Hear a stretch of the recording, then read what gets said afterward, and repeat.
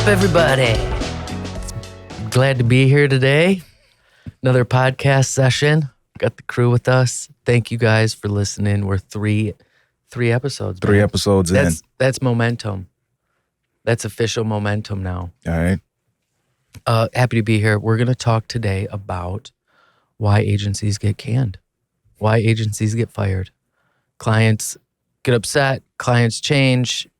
Agencies might change sometimes too. And we're going to talk about why, what are those things, why does it happen? And interesting enough, just before this podcast, we had a really interesting meeting with a media provider. We call him a media vendor. Mm-hmm. And he was fired. He was fired from a client. They had a rather large engagement. Now with media, it works a little different, I suppose, than with agency. And so media guy working with agency. So his client, being a media guy, is the actual agency. Same dynamic. Same thing, totally. And so this engagement was probably a little shorter than length. I don't think this was a yearly engagement or anything, but ran a campaign. He's over there at media agency, high-fiving everybody, talking about how great of a job he did, lowered their in-store costs, so the amount of money it cost them to get somebody to come into the store went way down during this campaign. He's high-fiving, trying to follow up with client over and over at agency. Crickets. We know this game too, right? You do something, you think you did a great job, you're following up. Hey, how's it going? What's going on? Let me show you this. We want to talk. Gets ghosted, I think, sounded like for a few weeks.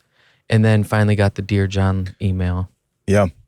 Before we maybe list top reasons why clients are firing agencies, maybe we just spend a second talking about why they hire an agency.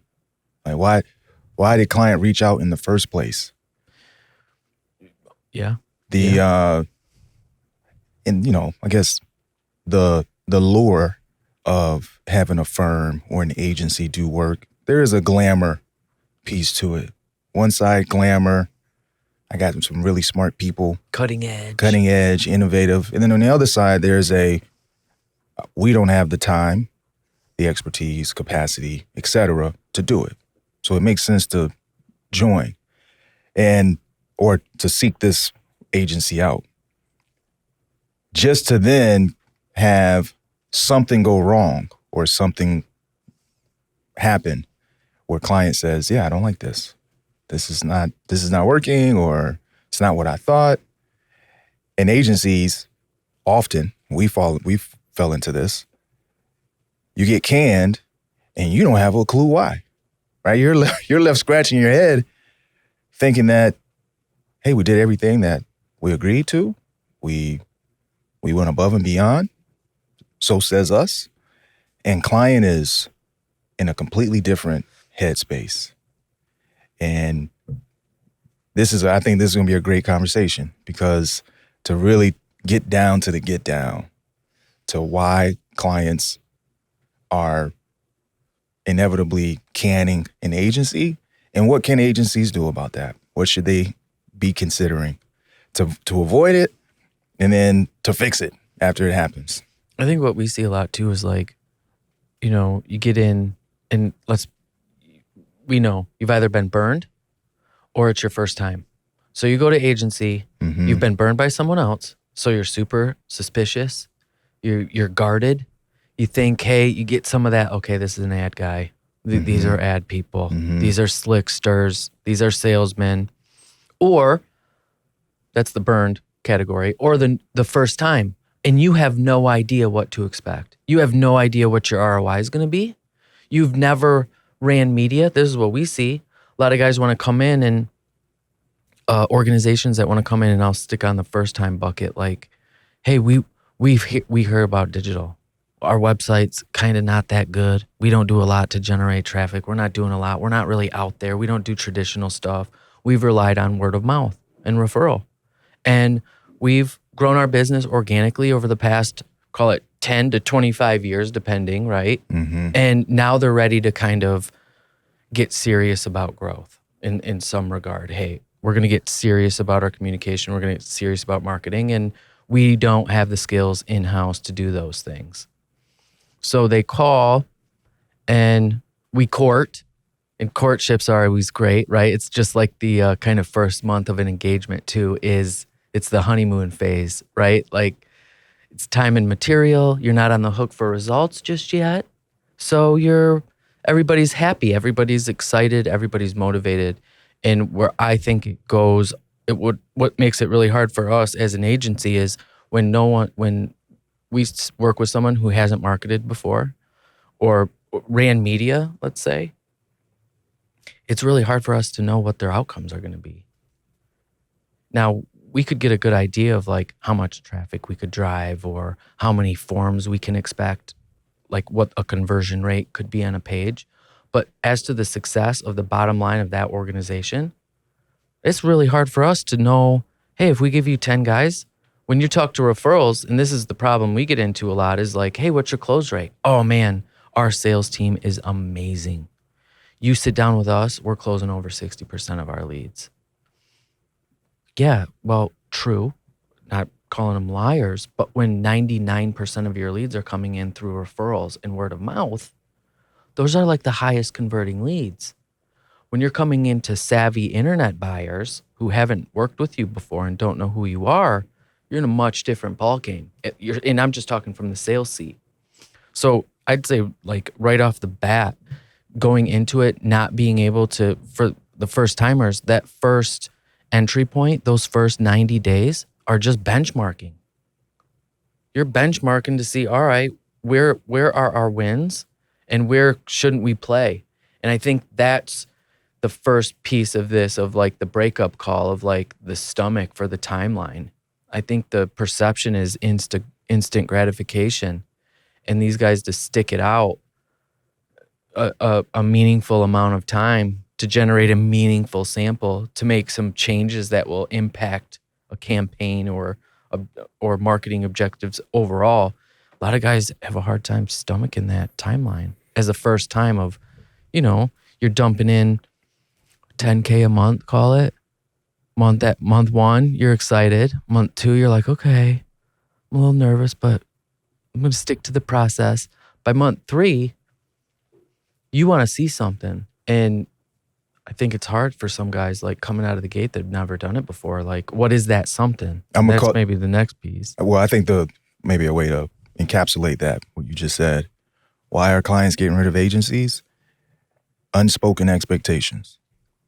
Right? There is no clarity on what should I expect in 90 days, and then getting that agreement. Like getting that very explicit agreement that in 90 days, we're going to have a benchmark. Are you good with that, client? Yes, I am. And the hard part is you don't know if you're getting a dirty yes, right? A dirty agreement from that that client. And inversely, client is rooting for agency. They're rooting that this is going to pan out. They want it to work. Yeah. They're not doing this hoping you're going to fail. And I think clients fall guilty of not being very clear on what has to happen. And the guy we were talking to this morning, that's exactly what happened. That he's literally high-fiving. They're high-fiving internally thinking they hit one out of the ballpark. And client said, your performance we're not going to re-up this part of our package, our media spend, because you didn't hit our performance goals. And I saw your face on the call. Like, what were the performance? Did he know what the performance goals were before the thing started? Exactly. So that, and we've fallen victim to this as well. When you don't do a good job explaining and getting agreement, acknowledgement of what the goals are, how are we measuring whether we're hitting those goals, you're doomed. Might not happen day 60, might not happen day 120, but the engagement is doomed. So to have that explicit clarity on what the expectations are. I was reviewing some of the notes that that we had, some of the research that we did a couple years ago for our chief executive presentation. And one of the things that we dove into was what should marketing budgets be? And, they were all over the map, right? So Small Business Association says 7 to 8% of gross revenue. That's what your budget should be. We also looked at about a dozen samples of other companies, and one thing that stuck out was Salesforce in 2018. I think it was Salesforce spent like 50% of their revenue in marketing. It increased their business 25%. Right. So they made a decision, and I doubt they do that every year. Maybe they do. I mean, and when you're in scale mode, you do something like that. But sticking on the SBA, Small Business Association, 7 to 8%. You own a $5 million, $10 million company. I see these guys everywhere saying that you're going to invest $400K to $800K, depending on a $5 million company versus a 10, right? So you're in the under $1 million a year. I see a lot of these people have teams too, or these organizations have internal teams. So they will most likely have a marketing lead, sometimes in the form of a CMO, but in some instances, most instances, it's a marketing leader. Then they have some sort of doer or coordinator, we would call it, in whether that specialty lies in design or specialty lies in social or specialty lies in sales enablement for sales team. They've got out of that budget already dedicated resources in-house.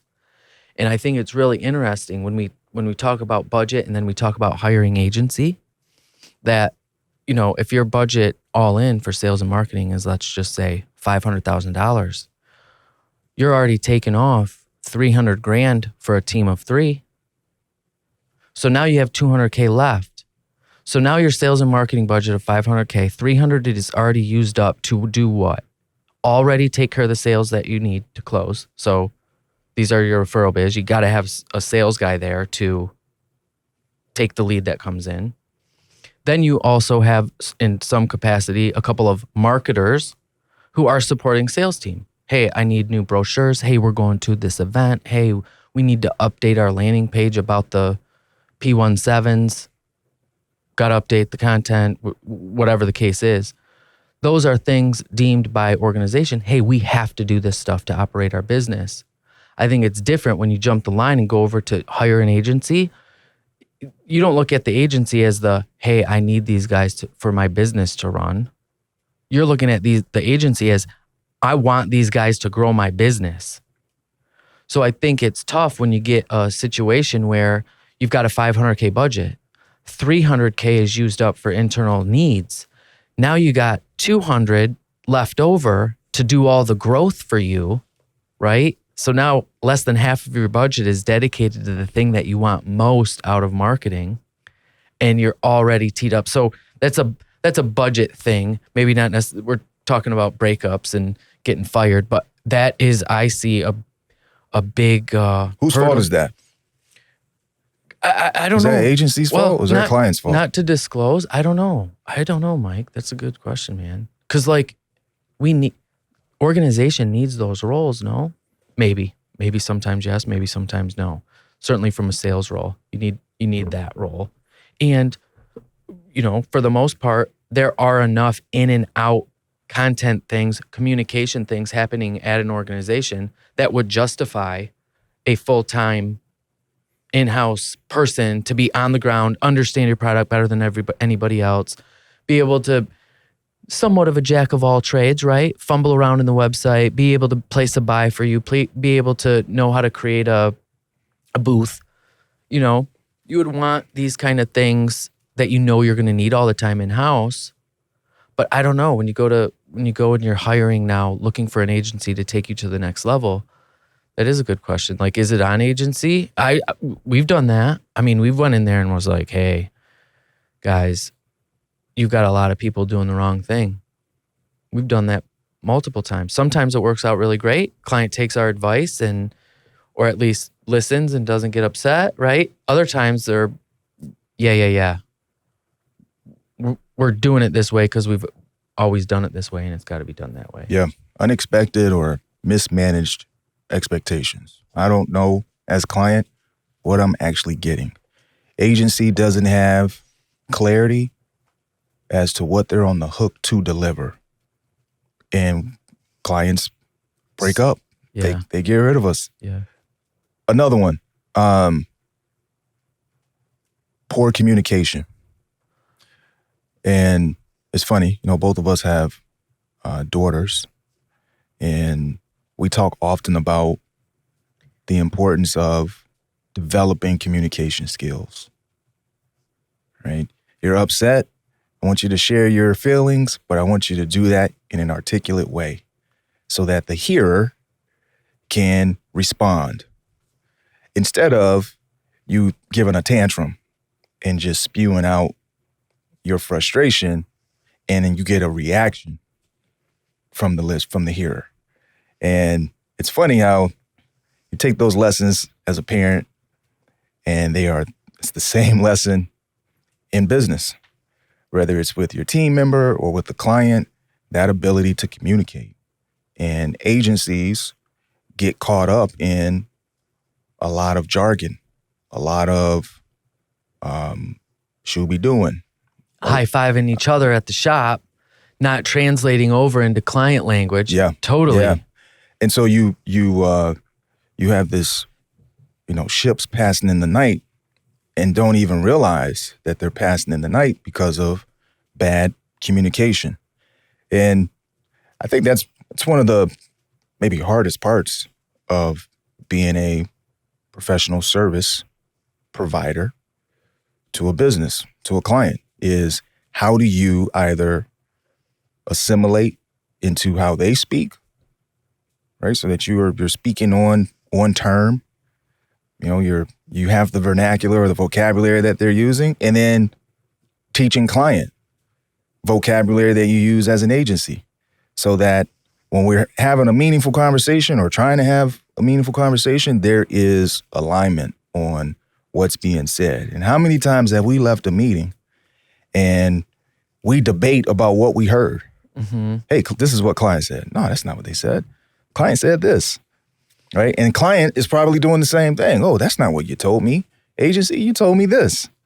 And you have that one, you call it 1 degree of separation that after a couple days. A couple days, you're 100 miles apart, right? And so that is one of the traps. In the early days, when we were just starting the agency and we just did PPC, just managed ad accounts, I would go into these meetings and with client and the florist, we had a florist account early on, and I used to go into these meetings and I would show them how many times their ads showed up, how many times their ads were clicked, and then the amount of web traffic that we generated for them. So, and then I would show them the cost per click. How much did each click cost? So I was in that meeting, and they probably looked, talking about shooby doing. I didn't really know I was shooby doing, but I was, because I was talking about a bunch of things that they did not care about. Them, the click-through rate was hot for us at that time. Like, hey, we're getting a 4% click-through rate. Industry average is 1.5. These clicks are only costing 65 cents. Industry average is 75 cents. High five. High five. And I remember like a couple meetings that they would just kind of like look at me like, I don't even know what these terms mean. So we changed it, and I went and I took all their web traffic, total money that they were spending, total money they were making. And I showed them how every visit that came to their website was getting them $1.25 in revenue and costing them 65 cents. So I just blanketed everything in terms that they would understand. Hey, you're paying me $5,000. Let me show you what you're getting for that. Yeah. And it was dollar cents back to them. Yeah. And missing that, oh man, it's tough. And on that communication piece too, I think it's form or type has a lot to do with it. If you notice this morning, I got the impression that he was trying to reach back to that client that doesn't want to renew. He was reaching out.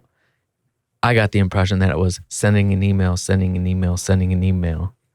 And I think on agency side, I think that's a bad habit of, well, I sent an email and he won't respond to me, so no. What do you say to the agency or firm, certainly post-COVID, that has 99% of the communication that their team does is email, and they have a business?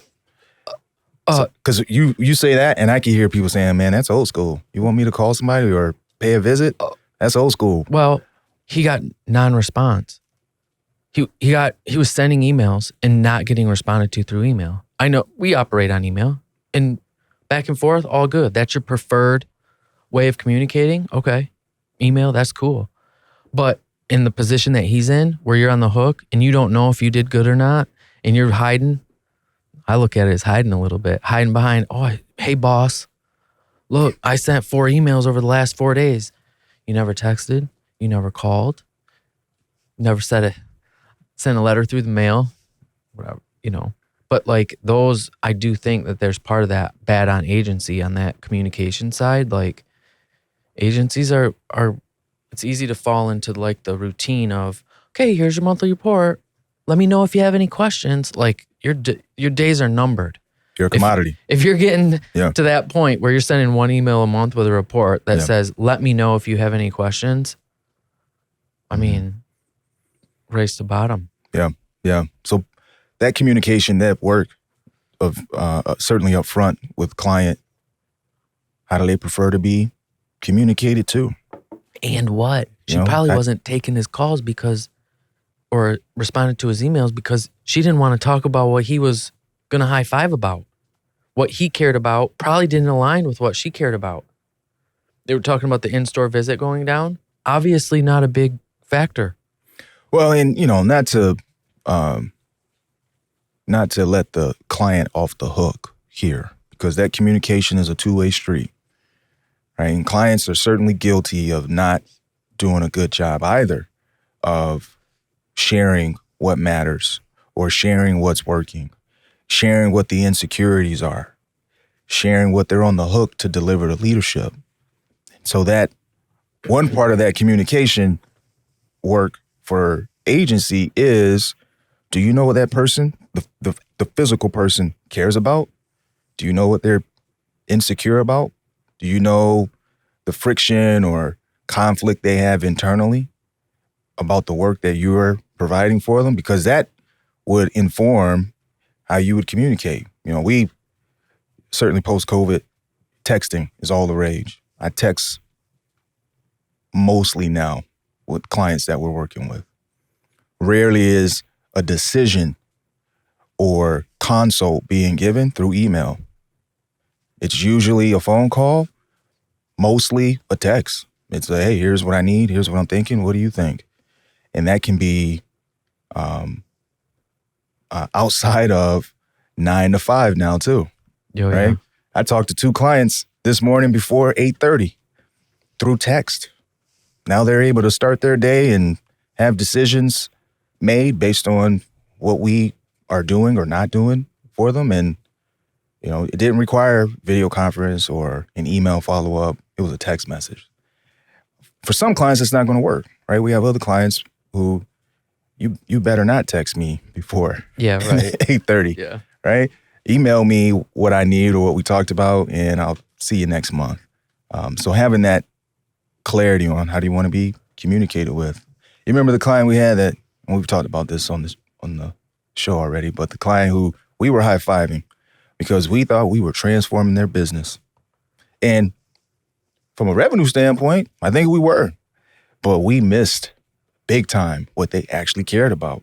So here we are high-fiving, communicating poorly to them because we're talking about something that didn't really matter. I hear you say this, and I'm like, yeah, that joker, he didn't know what he was talking about. We crushed it for him. Well, another reason, ego, agency ego. Yeah. And I think it gets into, you hit it a little bit too, of like, these guys not knowing, like, we get a lot of people that come to us and they're like, oh yeah, we're doing social. we're already doing social, or even on the flip, we want you to do social. We get that a lot too. Can you guys just do our social? Yeah. Well, what does that mean? Yeah. What is you doing social now mean? What is us doing it for you mean? And I think they get into a lot. What's hard for client is that they don't know, and then, but still guarded to some degree of like what they're currently doing. Like you want to be proud of your work, and in most cases, it's hard work, and they're putting in a lot of hard work. But when new agency comes in, and I'll start, to keep it on working with agency, and then agency makes you feel like You're dumb? you're dumb. Yeah. I think that, oh, no. And that's, looking back on the account we lost that we were crushing it was ego. It was us going, dude, you need to care about the thing we care about, because this is what matters most. No, don't worry about that. You don't need to worry about that. Stick to this. No, man, that is... That's good. Clients are uncertain about what to do, but defend what they're currently doing. Yeah, oh yeah. That's it, man. That is it. I don't know if we should be doing this, but hey, man, this is what we're doing. Yep. And I'm just going to defend that. Yep. So agency has to penetrate that, has to come in without making them feel dumb, Yep. right? Or inexperienced or ill-equipped, win them over, gain their confidence, and then at the same time tell them, all right, here's what we really need to be doing, right? And ease them into it. That's tough, man. Heck yeah. That's hard. This is what we really need to be doing. That only comes and will be listened to after you've check your ego, checked it, and built trust. Hey, I'm looking out for you, not for me, right? You got to play that. And that's what's tough, I think, with the agency folk, and certainly bigger agencies. I think it's probably more of an issue. Mm-hmm. But the agendas, a lot of different agendas on what they want. Well, what they want, agency guy wants client to do versus what's best for client. The conversations and training that we try to, or mentorship that we try to give to our team. My favorite phrase in soapbox right now is, the goal is not to prove that you're right, it's to get to right. So when you go into a conversation with client, that posture of, client, you're wrong, I'm right, accept that, and let's move on. Instead, it needs to be, hey, client, how do we get to right? What is the right thing for you, for our engagement? I'm committed to doing that. Are you? And as soon as you can get that agreement, now the only thing that matters is the work necessary to get to right. And agencies, firms are guilty of not having that posture. You let ego follow you into your office every day or into your client conversations, and when you don't check it, people can see it. To that too, I think that's where we probably can attribute some of our success to the fact that we were quite agnostic through all this digital shifting and changing and growth. Like, I think about, like, if you go to an email company, the email company is going to tell you to go do more emails. If you go call Google's going to tell you to spend more Google media. If you go to Facebook's going to tell you to post more to social. You go to a video production house, they're going to tell you need more video content. I think it's hard. So to the Breakup, I think it's really hard when you're working with an agency and they continue, like, it's their instinct to give you more of what they do. It's a natural instinct for you to want to recommend the thing that you know best. Mm-hmm. As a kind of an SME, or certainly as an agency that specializes in a discipline. Mm-hmm. SEO company. If you're an SEO company, everybody you talk to, you're going to say, hey man, you gotta show up when people Google this. If you do that, you're going to crush it. Well, that's true. That could be very well be true, but there's a lot of other things that could be done and when you don't, like, you're not calling your SEO guy and asking him what kind of video you should make. Yeah. So now you're in this kind of lane that I think, again, makes it hard to sustain a long-term relationship. Like, if you're only the guy for the thing, I think it makes it really hard to grow and flow with clients' Yeah. changing needs. Yeah. So we've talked about mismanaged or unspoken expectations, poor communication, egos, right? For clients that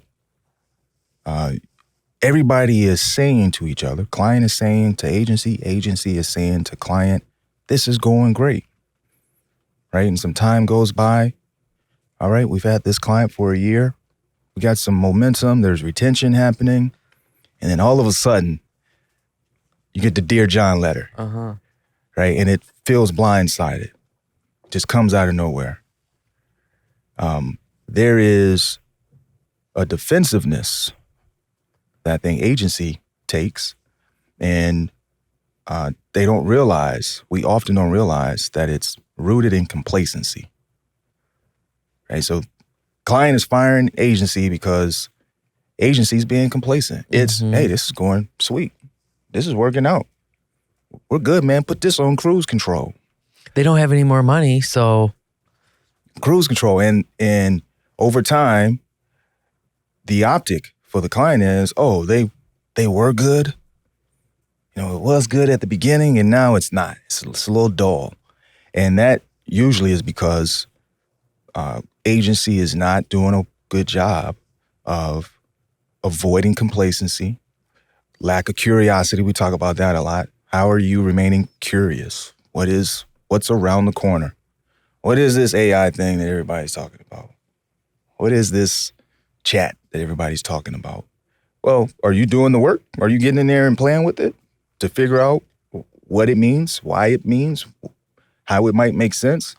And that's a death sentence, that complacency when agencies sit on their hands thinking that all is well. Another one that I'm surprised to see, because I didn't think this existed, but slow response time issue. Surprising to me. I mean, to your, 8 a.m. text or 10 p.m. text.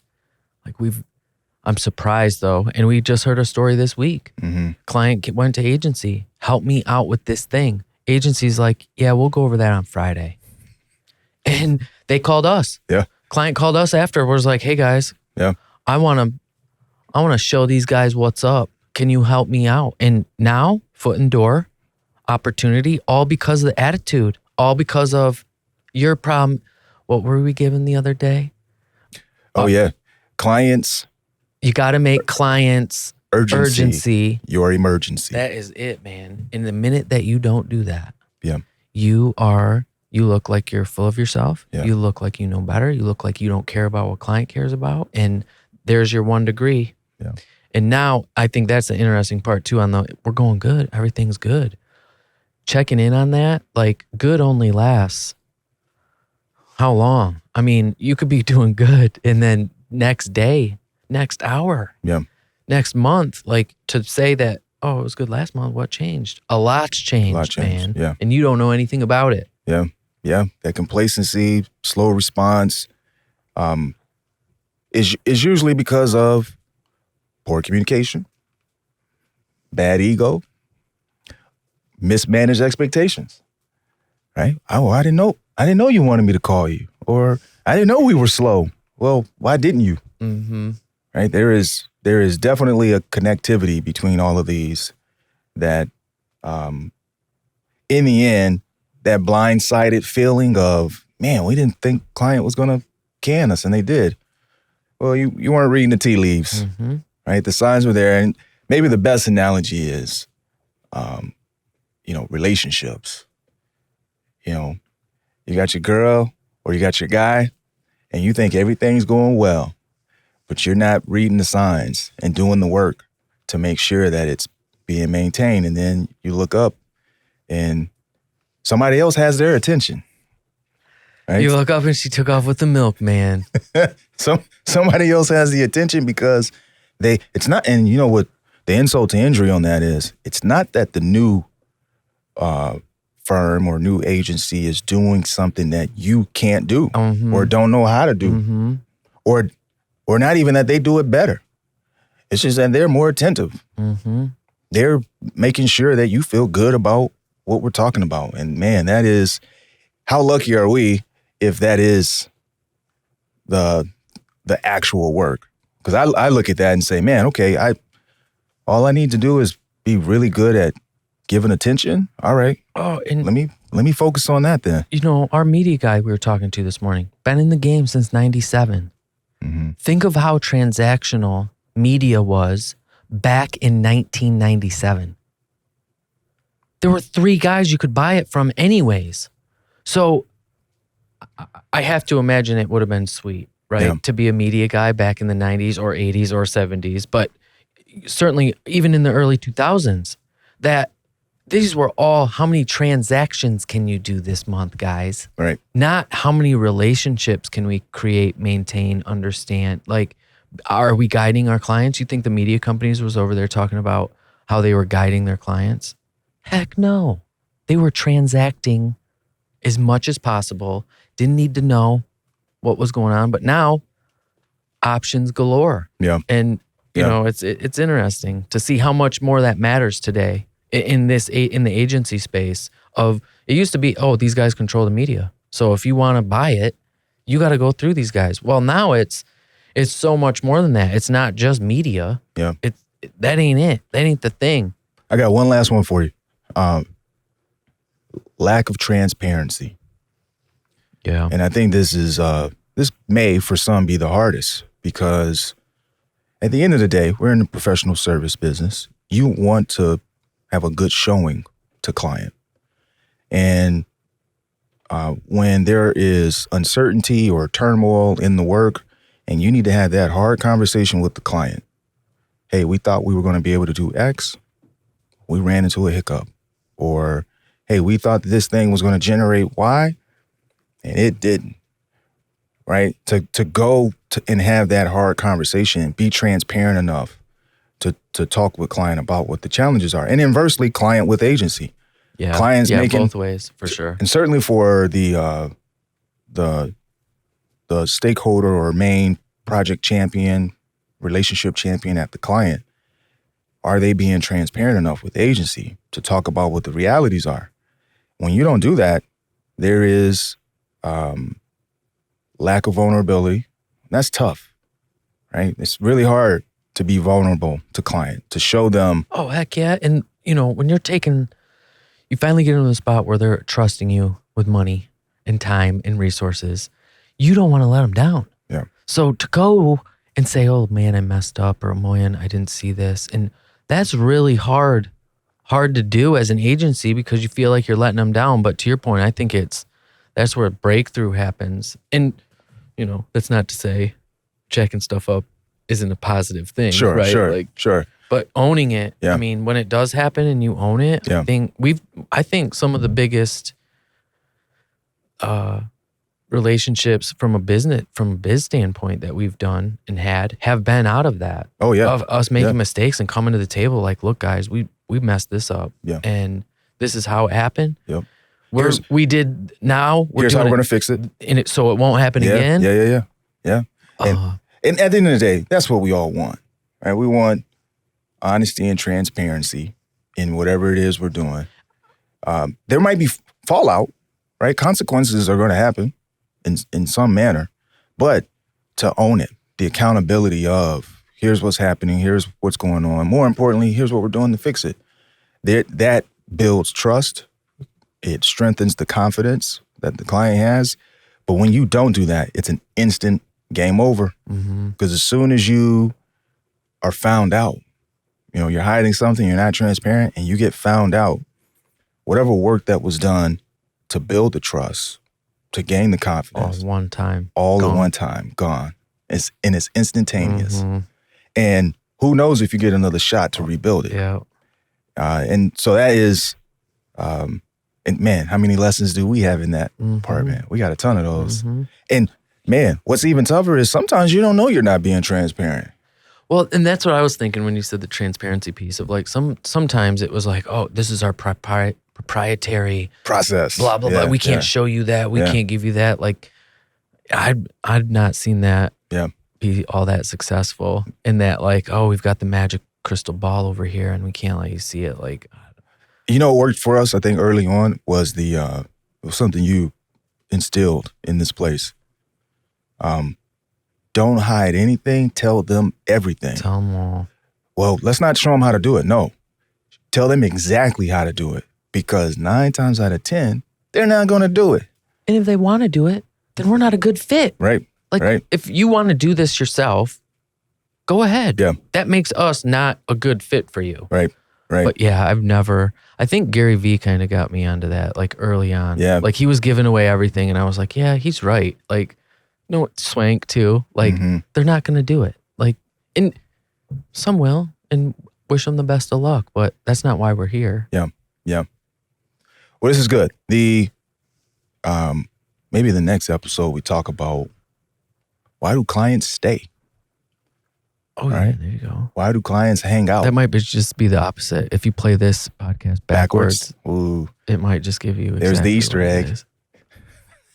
Run it backwards. Well, look, good conversation. We'll put a comma in it. We have one long conversation. It's been going on for about a decade now. Yeah. This is The Laundry Room. I'm Michael Taylor here with Nick Skislak. Thanks for hanging out with us. We'll talk to you next time.